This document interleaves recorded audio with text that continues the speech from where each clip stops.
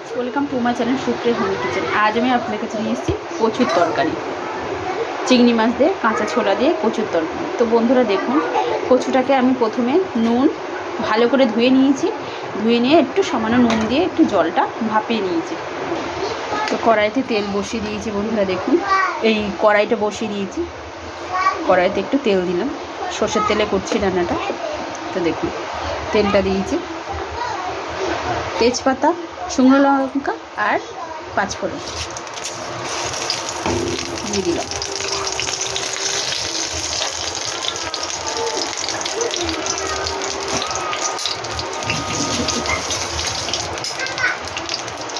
গ্যাসটা জুড়ে দিলাম, চিমনিটা ছেড়ে দিলাম।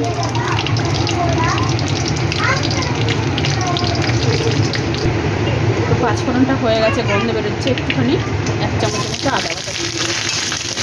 করলাম, কাঁচা ছোলা দিয়ে দিলাম, অঙ্কুর বের করা ছিল, তো ওইটা দিয়ে দিলাম।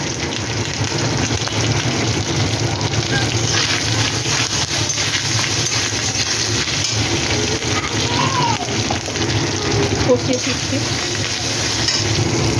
ভাজা হয়ে গেছে বন্ধুরা। চিংড়ি মাছ ফ্রিজ থেকে সবে বের করেছি, এটা দিয়ে দিলাম। সাথে আমি কচুটাও দিয়ে দেবো। আমি পরে ফিরছি, ভালো করে নেড়ে ছিল, পরে ফিরছি।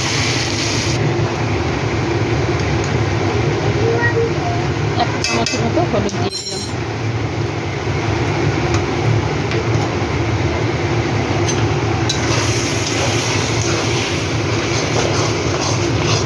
শুধু নাড়তে থাকবে এবারে।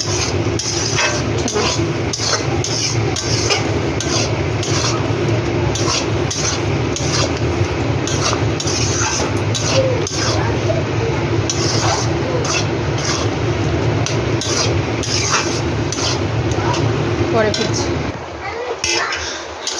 দেখুন বন্ধুরা কতটা জল বেরিয়েছে, এবার শুধু জল শুকনো করার পালা।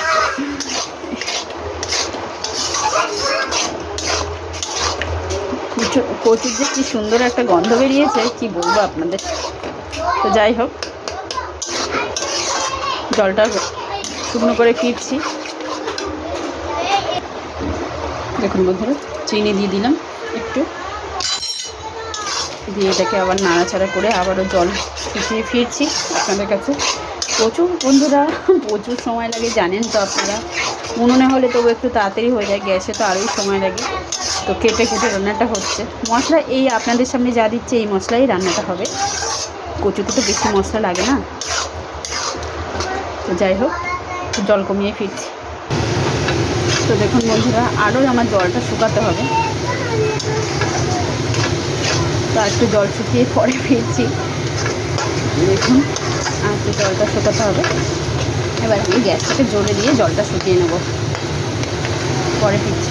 তো আপনারা ট্রাই করবেন, ট্রাই করে কমেন্ট সেকশনে কমেন্ট করে জানাবেন রেসিপিটি কেমন লেগেছে। ভালো লাগলে লাইক কমেন্ট শেয়ার করবেন আর আমার চ্যানেলটা সাবস্ক্রাইব করবেন।